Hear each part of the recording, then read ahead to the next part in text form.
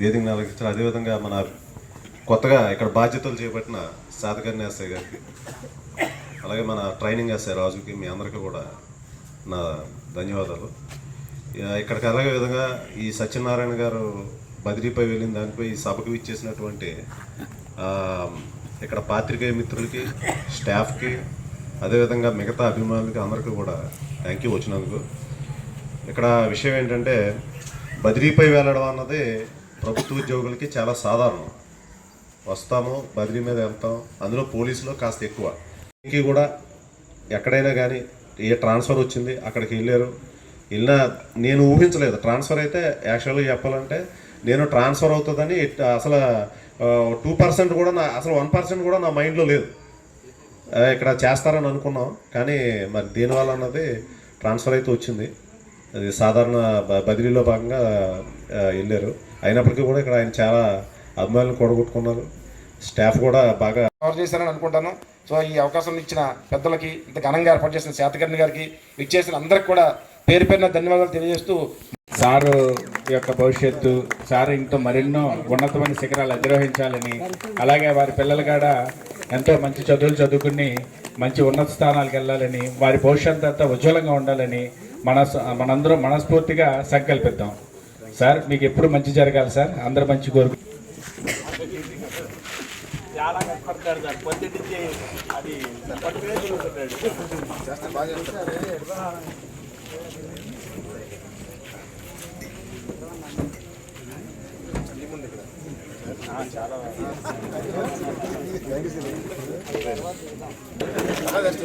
రండి department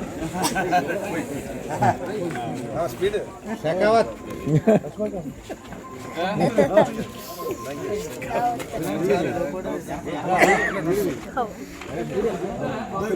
Vijayawada transfer వచ్చినందుకు చాలా హ్యాపీగా ఉంది సార్. అది ఫస్ట్ వర్డ్. అది సెకండ్ ఇది నుంచి ఏమో, కానీ మీరు తిరువూరు నుండి వెళ్ళిపోతున్నందుకు చాలా బాధగా ఉంది సార్. ఈ మెసేజ్ టైప్ చేస్తుంటే నాకే తెలియని కన్నీళ్ళు వచ్చేస్తున్నాయి సార్. మీరు తిరువూరుకి చేసిన సేవలు, కార్యక్రమాలు మరువలేనివి. మీరు చూపించినటువంటి ప్రేమ, ఆప్యాయత, సమాజంలో ఎలా ఉండాలి, ఎలా బ్రతకాలి, ఎలా ఉంటే ఊరు బాగుంటుంది అని ప్రతి ఒక్కరి గుండెల్లో స్ఫూర్తి కలిగించిన గొప్ప పోలీస్ ఆఫీసర్ సార్ మీరు. నా 28 ఏళ్ల వయసులో ఇప్పటి వరకు ఎంతోమంది ఎస్ఐలు వచ్చారు, వెళ్ళారు, కానీ మీ అంత గొప్ప ఎస్ఐని నేను ఎప్పుడూ చూడలేదు సార్. మీ తర్వాత వచ్చే ఎస్ఐలు కూడా మీలాగా ఉండరేమో సార్. మిమ్మల్ని తిరువూరులో అందరూ అభిమానించే వ్యక్తుల్లో నేను కూడా ఒక అభిమానిని sir. We miss you sir. Get back to again in Tiruvuru. ఇట్లు మిమ్మల్ని ఆదరించే, ఎన్నటికీ మర్చిపోని మీ అభిమాని. పరిస్థితిలో సీనియర్ ఆఫీసర్ సహకారంతో, సిబ్బంది సహకారంతో చాలా సక్సెస్ఫుల్గా చేశాం. ఎటువంటి ఇబ్బంది కలగలేదు. దానికి తార్కాణం మనకు జరిగిన మున్సిపల్ చైర్పర్సన్ ఎలక్షన్స్ మన జరిగినాయి. దాదాపు చాలా ఇబ్బందిగా పరిస్థితిలో చేశాం. అయినా సరే ఏ ఇబ్బంది కలగలేదు. ఎందుకంటే మీరు అందరూ కష్టపడ్డారు కాబట్టి నేను సక్సెస్ అయ్యాను. నేను ఈ స్టేషన్లో పనిచేయడం ఒక ఆపర్చునిటీగా, ఒక అద్భుతంగా, ఒక అదృష్టంగా భావిస్తాను. ఎందుకంటే అన్ని విషయాల్లో నేను సక్సెస్ అయ్యాను. కేసులు నేను వచ్చినప్పుడు సుమారు 200 ఎన్నో తీసుకొని వచ్చాను. అవి 100 లోపు చేయాలని మా ఏసీపీ గారు, సీఏ గారు టార్గెట్ ఇచ్చారు. ఎట్టి పరిస్థితుల్లో అది 2024 లోపు 25లోనే చేయాలి. మరి కొత్త సంవత్సరంలో మనం అడుగు పెట్టకుండానే కేసులు తగ్గించాలని ఉద్దేశం అనుకున్నాం. స్టాఫ్ సహకారంతో ఒక నెలలో 47 కేసులు డిస్పోజ్ చేసాం. కోర్టు ద్వారా అయితేనేమి, మిగతా ఏసీపీ గారు ఇచ్చిన ఇతరత్ర రిఫరల్ ద్వారా అయితేనేమి ఒక నెలలో సుమారు 50 కేసులు తగ్గించామంటే మామూలు విషయం కాదు తిరువూరులో. ఆ రకంగా 100 లోపుకి కేసులు తీసుకొచ్చాం. అది చాలా ఇంకా నాకు పడ్డ కష్టానికి అది ఒక గుర్తింపుగా నేను భావిస్తాను మీ అందరి సహకారంతో. అదేవిధంగా సీసీ కెమెరాస్ టౌన్, రూరల్ కలిపి సుమారు 400 కెమెరాలు, 354 కెమెరాలు పెట్టించాం. అన్నీ కూడా వర్క్ చేస్తున్నాయి. దానివల్ల చాలా క్రైమ్స్, చాలా యాక్సిడెంట్స్, చిన్న చిన్న దొంగతనాలు, బైక్స్ దొంగతనాలు చాలా పట్టుకున్నాం. సో అది సిపి గారు ఒక మోటివ్ సీసీ కెమెరాస్ అనేది. సో దానిలో అదందరికీ చేయడానికి కారణం మీరందరూ సహకారం. ప్రజలందరూ కానీ, గ్రామస్తులు కానీ, వ్యాపారస్తులు కానీ అందరూ సహకరించారు. కెమెరాలు పెట్టడానికి చాలామంది డొనేట్ చేశారు. అదేవిధంగా సెపరేట్గా పబ్లిక్కే మెంబర్స్గా ఉండి వాళ్ళు జాయింట్ అకౌంట్స్ ఓపెన్ చేసి వాళ్ళ అకౌంట్లోనే డబ్బులు ఇప్పించి వాళ్ళ ద్వారానే మనం చేసి చాలా పార్షియల్గా చేయగలిగాం. దానందరికీ కారణం మీ అందరి సహకారం. సో ఏ విషయంలో చూసుకున్నా సరే నేను హ్యాపీగా ఫీల్ అవుతాను. అదేవిధంగా యాక్సిడెంట్లు తగ్గించాం. గత సంవత్సరం ఇదే పోలీస్ స్టేషన్ పరిధిలో సుమారు 24 మంది చనిపోయారు రోడ్ యాక్సిడెంట్లు.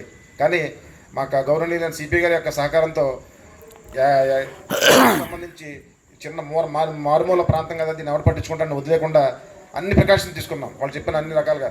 ఈ మధ్యకాలంలో మన కృష్ణారెడ్డి గారు వచ్చిన తర్వాత మనం యాక్సిడెంట్స్ జరగకుండా ప్రోన్ ఏరియాస్లో రెమ్బుల్ స్టిప్స్ అని స్టడ్స్ అని ఏర్పాటు చేసాం. దానివల్ల చాలా యాక్సిడెంట్స్ కంట్రోల్ అని జనాలకు బాగా అవేర్నెస్ వచ్చింది. సో ఆ విధంగా ఈ సంవత్సరం లాస్ట్ టైం 24 మంది చనిపోతే ఈ సంవత్సరం 5 చనిపోయారు. అంటే మనం 20 మంది జీవితాలు కాపాడాం, 20 మంది ఫ్యామిలీస్ మనం కాపాడగలిగాం అంటే అది మామూలు విషయం కాదు. సో ఆ క్రెడిట్ అంతా కూడా మనకు వస్తుంది. ఏ విషయం చూసుకున్నా కూడా అన్ని విధాలుగా హ్యాపీగానే ఉంటుంది. సైబర్ ఫ్రాడ్స్ కూడా తగ్గించగలిగాం, దొంగతనాలు తగ్గించగలిగాం.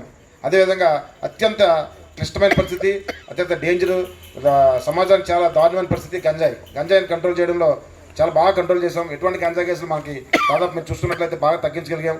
దాని యాక్టివిటీని మొత్తం క్లోజ్ చేయగలిగాం. దానందరికీ కారణం ఇదంతా సహకారం. సో ఏ విధంగా చూసుకున్నా సరే నాకు తిరువూరు నా సర్వీస్లో నేను సుమారు ఒక 8 SHO పోస్టింగ్లు చేసి ఉంటాను. ఇది నాకు బెస్ట్ పోస్టింగ్ అని చెప్పి మీ అందరి ముందు సగౌరవంగా చెప్పుకుంటాను. నేను మిమ్మల్ని ఒక 2 years పాటు మీతో జర్నీ చేయడంతో మిమ్మల్ని ఒక ఎక్కువ నేను ఫ్యామిలీ కన్నా నేను జాబ్కి ఎక్కువ ప్రయారిటీ ఇస్తాను. రోజులో సుమారు 18 గంటలు 16 గంటలు నేను స్టేషన్లోనే గడుపుతాను. తర్వాత ఏదన్నా ముందు డ్యూటీ తర్వాత నేను ఏదైనా భావిస్తాను. అందరూ అలా ఉండాలని కోరుకుంటాను. దానిలో భాగంగానే మీకు ఇది ఎందుకు చేయట్లేదు, వీళ్ళు ఎందుకు నా మాట వినట్లేదు, సెలవు పెట్టి వెళ్ళిపోతానంటే మంచి హార్ట్గా ఉంటేనే అని అనుకుని మిమ్మల్ని అలా అంటుంటాను. సెలవులు ఎందుకు పెడుతున్నారు, ఇప్పుడు ఎందుకు వెళ్తున్నారని. సార్ అంత తప్ప మీ పర్సనల్ విషయాల్ని మిమ్మల్ని ఇబ్బంది పెట్టాలని మిమ్మల్ని పాయింట్అవుట్ చేసే ఉద్దేశం నాకు ఇట్టి పరిస్థితిలో ఉండదు. అంటే నాకులాగా మీరు చేస్తారని నేను కోరుకుంటాను. ఈ సమస్య ఇంకో 4 ఉంటే తొందరగా సాల్వ్ అయిపోతున్న ఉద్దేశంతో మిమ్మల్ని ఉండమంటాం తప్ప మిమ్మల్ని ఇబ్బంది పెట్టాలనో మిమ్మల్ని బాధ పెట్టాలనే ఉద్దేశం నాకు లేదు. సో సెలవు అనేది మీ యొక్క మీ యొక్క హక్కు, దాన్ని వాడుకోవచ్చు, చేసుకోవచ్చు. సో ఇబ్బందికరంగా మాట్లాడినా మిమ్మల్ని కొన్ని హార్డ్గా చెప్తుంటాను, దానివల్ల మీరు బాధపడతారు. అది ఆ క్షణానికి మమ్మల్ని మార్చలేక తప్ప మనస్ఫూర్తిగా దాంట్లో ఏదో కావాలని పర్సనల్గా చెప్పింది ఏది కాదని ఈ సందర్భంగా మిమ్మల్ని అందరూ కూడా నేను ఈ సందర్భంగా మీ దగ్గర తెలియజేసుకుంటున్నాను. సో కాబట్టి డ్యూటీ అనేది చాలా అద్భుతమైనది. యూనిఫామ్ వేసుకోవడం అనేది భగవంతుడు ఇచ్చిన ఒక వరంగా భావించాలి. మానవ జన్మ అనేది ఒక అద్భుతమైన వరం. అయితే పోలీస్ అనేది ఇంకో అద్భుతమైన వరం. మనం కరిగిపోతూ మన కుటుంబానికి దూరం అయిపోతూ సమాజానికి ఉపయోగపడతాం. ఇందులో ఏ చేసేవాళ్ళు అలాగా సమాజానికి దూరంగా ఉంది. కానీ ప్రజెంట్ ట్రెండ్లో పోలీస్ అనేది అటువంటి వృత్తి అది. సో దీన్ని ఎప్పుడు కూడా ఇబ్బందికరంగానో నా జీవితంలో నా పర్సనల్ లైఫ్ పాడైపోతుందని ఎప్పుడు భావించకూడదు. అలా చేస్తే దానిలో అద్భుతమైన ఫలితాలు ఉంటాయి. ప్రజలు బాగా దగ్గరవుతారు. వాడు వచ్చినప్పుడు వాడికి ఇద్దరికి ఇబ్బంది పెట్టి మనం పంపించే కన్నా మాట్లాడితే వాడితో కొంచెం కొట్టినా సరే తిట్టినా సరే తర్వాత పిలిచి ఏం జరిగింది ఇలా అన్నాం అనుకో, అక్కడితో కూల్ అయిపోతాను. ఎస్ఐ గారు నాతో మాట్లాడాను. ఆ రకంగా మనం కౌన్సిల్ చేసి పంపించినట్లయితే ఏదో మనం కొట్టడాకే ఉన్నాం, చెప్పడాకే ఉన్నాం, నేను చెప్పిందే వినాలి అనే తత్వం ఎప్పుడు అలవాటు చేసుకోకూడదు. ఆ యూనిఫామ్ ఉన్నప్పుడు మనకు అనిపిస్తుంది, కానీ అది కట్టపడుతుంది కాదు. మనం చెప్పాలి. వాళ్ళతో పాటుగా వాళ్ళ మైండ్కి తగ్గట్టు మనం మాట్లాడినట్లయితే హ్యాపీగా వెళ్తారు. సమస్య ఏదైనా సాల్వ్ అవుతుంది. సాల్వ్ కాపాంచిన మనం చెప్పగలగాలి. రెగ్యులర్ కొంతమంది వస్తూ ఉంటారు పోలీస్ స్టేషన్కి, ఇది అవ్వట్లేదు అని. కానీ వాళ్ళని కూడా మనం భరించాలి. అతను ఎన్నిసార్లు పోలీస్ స్టేషన్కి వచ్చా మనం సమాధానం చెప్పాలి. లక్ష్మణరావు గారు అని చెప్పి ఒక ఆర్టీసీ కండక్టర్ గారు ఉంటారు. రెగ్యులర్గా పోలీస్ స్టేషన్కి వచ్చేవారు ఆయన. వాళ్ళ అబ్బాయి ఎక్కడో తెలంగాణలో చనిపోతారు యాక్సిడెంట్లో. దాన్ని అక్కడ చంపేశారంటారు. ఇక్కడ వచ్చి పిటిషన్ పెడుతుంటాడు ఆయన. సుమారు ఒక 20-30 PGRS పిటిషన్ పెట్టాడు ఆయన. 30 పిటిషన్లు. అది మనం ఏం చేయలేము, కానీ అతన్ని కూడా చెప్పగలిగాం, అతను కూడా ఆపగలిగాం. పోలీస్ స్టేషన్ రావడం మానేసాడు అతను. సో అట్లాంటి ప్రాబ్లం చాలామంది ఉన్నారు. అలాంటి వాళ్ళు అందరినీ కూడా ఆపగలిగాం.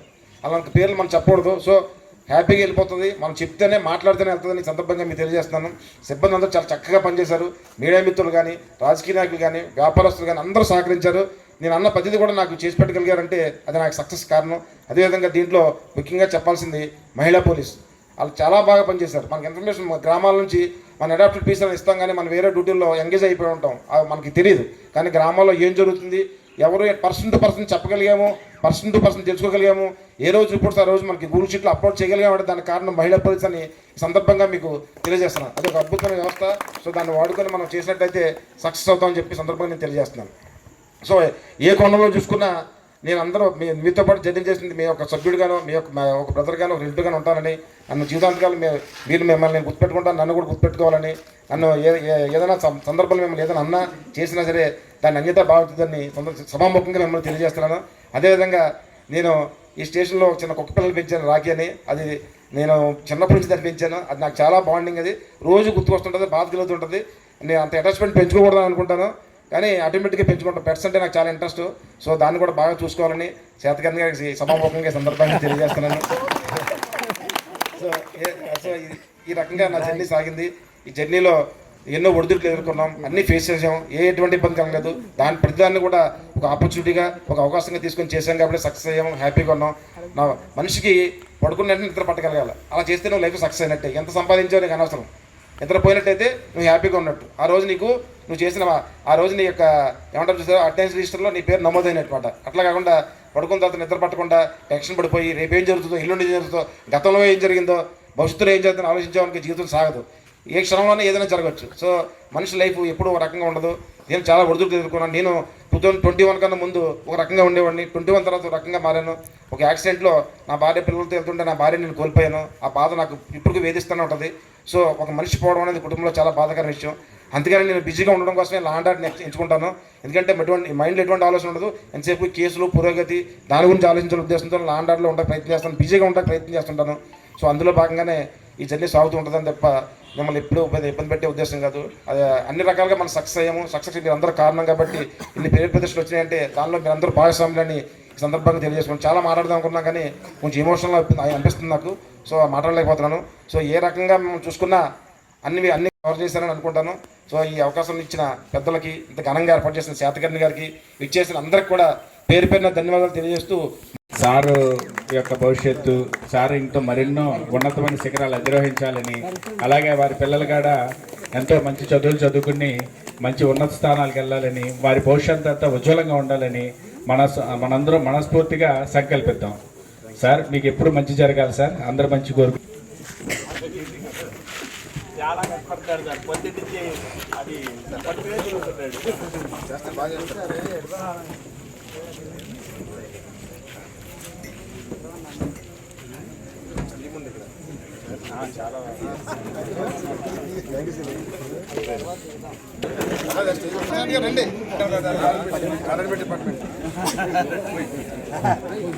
స్పీడ్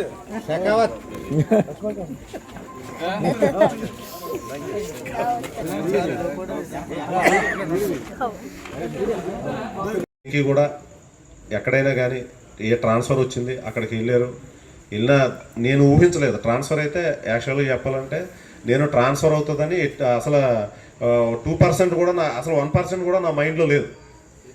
ఇక్కడ చేస్తారని అనుకున్నాం కానీ మరి దీనివల్ల అన్నది ట్రాన్స్ఫర్ అయితే వచ్చింది. అది సాధారణ బదిలీలో భాగంగా వెళ్ళారు. అయినప్పటికీ కూడా ఇక్కడ ఆయన చాలా అభిమానులు కూడగొట్టుకున్నారు. స్టాఫ్ కూడా బాగా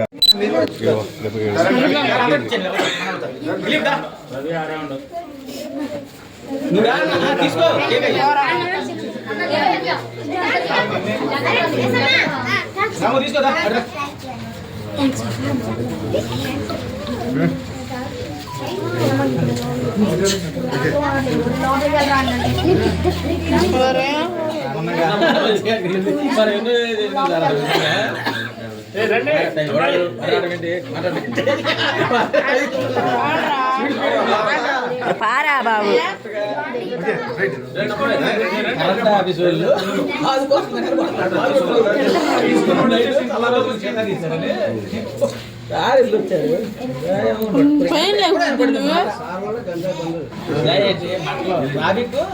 బయట స్పీడ్ కాలేదు సార్.